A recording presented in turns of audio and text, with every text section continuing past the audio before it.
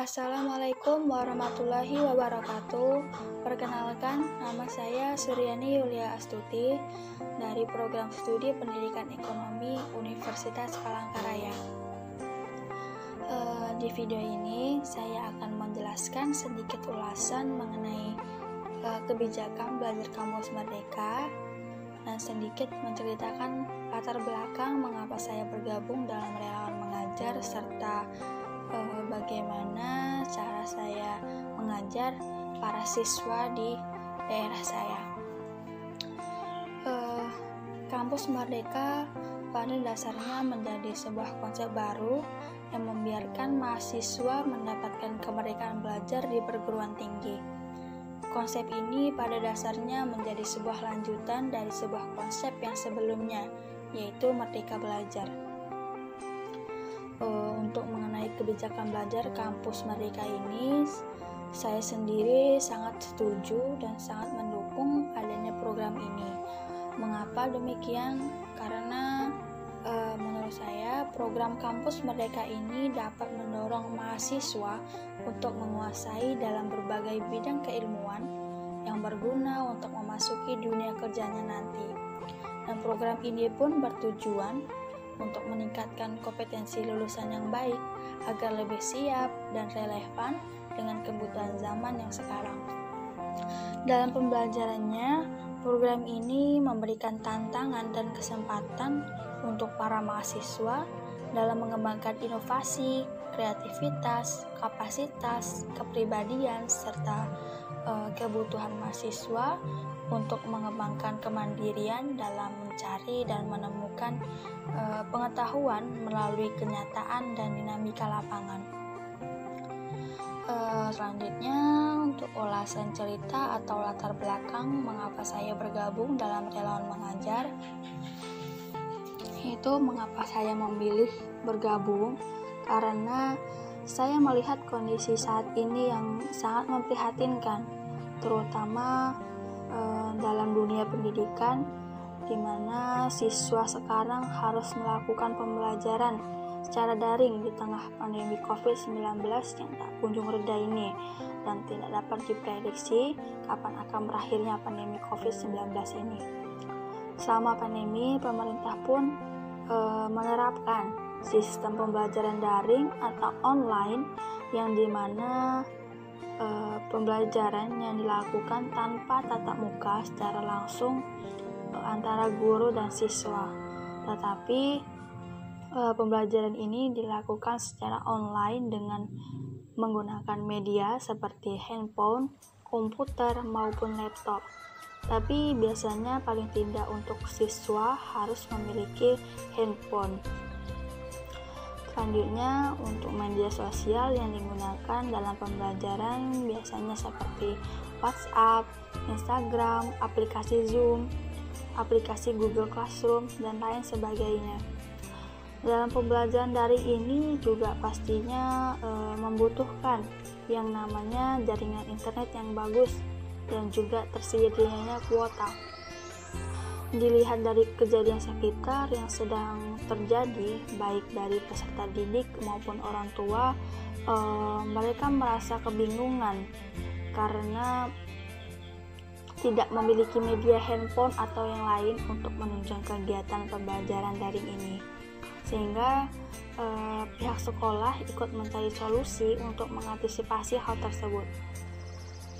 Permasalahan yang terjadi bukan hanya terdapat pada sistem media pembelajaran, akan tetapi ketersediaan kuota yang membutuhkan biaya yang cukup tinggi harganya bagi peserta didik dan guru guna memfasilitasi kebutuhan pembelajaran daring. Kuota yang dibeli untuk kebutuhan internet menjadi melonjak, dan banyak di antara orang tua peserta didik yang tidak siap untuk menambah anggaran dalam menyediakan jaringan internet. Pembelajaran daring ini juga tidak bisa lepas dari jaringan internet atau koneksi jaringan internet, karena ini merupakan salah satu kendala yang dihadapi peserta didik yang tempat tinggalnya sulit untuk mengakses internet. Seperti contoh di desa saya sendiri ini saya merasakan yaitu di desa Sumber Mulia, saya sendiri merasakan di sini cukup susah untuk mendapatkan sinyal yang bagus. Untuk mendapatkan sinyal yang bagus, terkadang juga saya sendiri harus mencari ke daerah yang lebih tinggi. Dan bisa juga seringkali saya membeli sinyal wifi di tempat-tempat yang menjual sinyal wifi. Kadang-kala pula jangankan untuk para siswa, seperti saya sendiri sebagai mahasiswa terkadang merasa kesulitan apabila pembelajaran daring yang terus-menerus, karena saya sendiri merasakan saya merasa kesulitan dalam memahami materi yang diberikan oleh dosen. Jadi tidak terkecuali pasti para siswa pun kesulitan dalam memahami materi yang diberikan oleh guru mereka. Jadi hal ini juga yang menjadi alasan mengapa saya bergabung dalam relawan mengajar ini. Saya ingin membantu para siswa agar lebih memahami materi yang diberikan guru mereka dan membantu para siswa untuk menyelesaikan tugas yang diberikan guru mereka, dan paling tidak saya meringankan beban kedua orang tua mereka. Selanjutnya, mengapa saya bergabung dalam program ini, yaitu karena saya ingin mengembangkan soft skill serta menambah pengalaman saya. Karena kebetulan juga saya mengambil program studi pendidikan yang dimana nanti saya akan menjadi seorang guru. Jadi maka dengan mengikuti program ini saya dapat belajar dan berlatih atas cara menjadi seorang pendidik yang baik dan benar, bagaimana berbicara kepada murid yang benar, bagaimana cara memperlakukan murid yang benar, bagaimana cara mengajar dengan baik, dan bagaimana menjadi seorang guru yang dapat dicontoh oleh para muridnya. Program ini juga sangat bermanfaat bagi kaum muda milenial untuk selalu menimba ilmu, menambah pengalaman, relasi, dan selalu bersyukur dengan keadaan apapun. Dan saya juga merasa bahwa ilmu yang saya punya akhirnya bermanfaat dan dapat tersalurkan dengan baik. Anak-anak didik saya pun merasa senang dengan ilmu yang saya berikan. Selain itu pula, saya merasa senang dapat membantu menggantikan peran orang tua dalam mengajar anak-anaknya di masa pandemi saat ini, sehingga dapat mengurangi beban orang tua mereka. Terkait program mengajar dari rumah ini, saya mengajar 4 siswa atau murid saja yang terdiri dari siswa SD dan SMP. Tidak jauh-jauh, saya hanya mengajar di RT saya sendiri, yaitu di RT 07 RW 02 Desa Sumber Mulia, dengan murid yang pertama bernama Faris yang saat ini duduk di bangku kelas 1 SMP, yang kedua bernama Darel yang duduk di bangku kelas 1 SMP, yang ketiga bernama Khoir yang merupakan siswa SD, dan terakhir bernama Elza yang duduk di bangku kelas 2 SMP. Pelaksanaan program mengajar dari rumah ini saya adakan selama 3 hari dalam seminggu, yakni pada setiap hari Selasa, Kamis, dan Sabtu pada jam 3:30 sampai jam 5 sore. Mengapa demikian saya mengambil hari dan pada jam itu? Karena agar siswa tidak terlalu tertekan akan pelajaran yang terlalu padat, dan juga karena mungkin dari pagi sampai siangnya mungkin mereka harus masuk seperti biasa secara daring. Jadi maka dari itu saya mengambil waktu senggang, yaitu pada sore hari.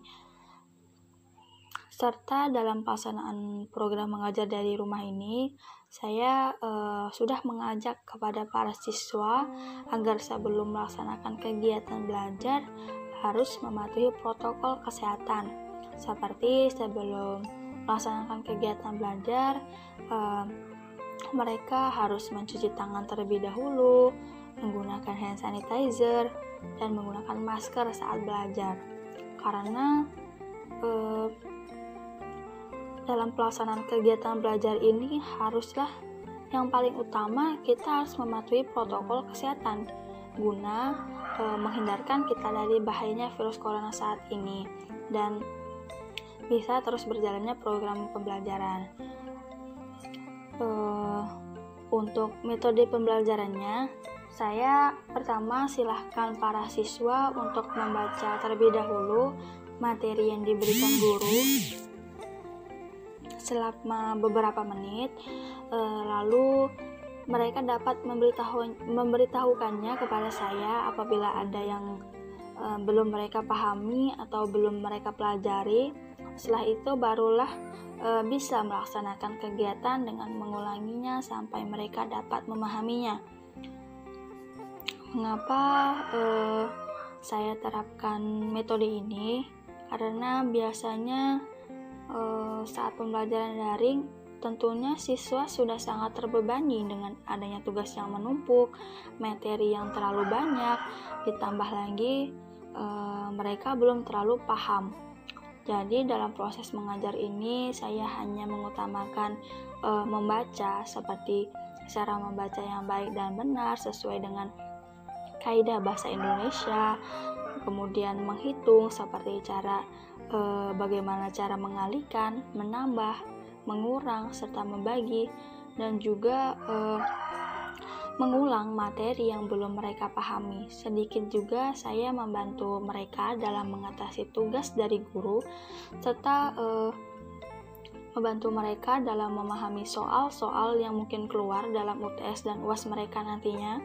Karena kebetulan sekali pelaksanaan program ini yaitu yang selama 3 bulan, yang dimana di bulan Oktober siswa menjalani UTS dan di bulan Desember mereka melaksanakan UAS.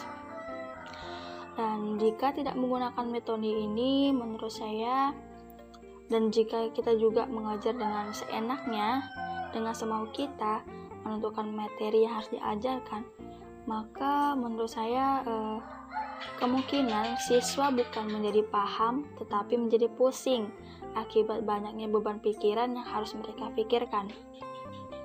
Terkadang pula sebagai penyemangat saya berikan sedikit beberapa hadiah agar mereka lebih giat dengan berikan hadiah seperti buku, pulpen, pensil, dan sebagainya dalam 1 bulan sekali. Untuk kondisi sebelum adanya program ini, saya melihat siswa sangat malas dalam mengerjakan tugas. Siswa masih belum memahami materi yang diberikan guru, bahkan siswa belum mematuhi protokol kesehatan saat pergi bermain. Tetapi setelah adanya program ini, siswa menjadi paham dengan materi yang diberikan oleh guru, siswa menjadi semangat mengerjakan tugas, lalu siswa menjadi tahu pentingnya mematuhi protokol kesehatan pada saat pandemi ini, dan siswa pun menjadi semangat giat untuk belajar. Bahkan sedikit cerita, ada suatu hari salah satu murid saya yaitu Hoir siswa SD, dia sangat giat sekali dalam belajar sampai dia pernah datang ke rumah saya, mendatangi saya, berbicara kepada saya, ayo belajar, ayo belajar. Saya senang sekali bahwa murid saya sangat giat sekali seperti itu. Lalu sebelum melakukan kegiatan pembelajaran ini juga, tentunya saya izin terlebih dahulu kepada para orang tua mereka apakah saya diperbolehkan untuk mengajar anak-anaknya atau tidak. Namun ternyata komentar para orang tua mereka sangat mendukung sekali dan menyetujui dengan adanya program ini, karena mereka merasa sangat terbantu dengan adanya program ini, dapat meringankan pekerjaan mereka sekaligus dapat membantu anak-anaknya dalam proses pembelajaran. Kemudian untuk program ini saya berharap program ini terus berkembang dan terus berjalan agar dapat membantu para siswa dalam belajar. Saya yakin di luar sana pasti sangat banyak sekali siswa yang saat ini susah untuk mendapatkan pembelajaran dengan baik, terutama siswa yang berada di daerah terpencil yang susah untuk mendapatkan akses internet. Cukup sekian mungkin cerita singkat saya pada video hari ini.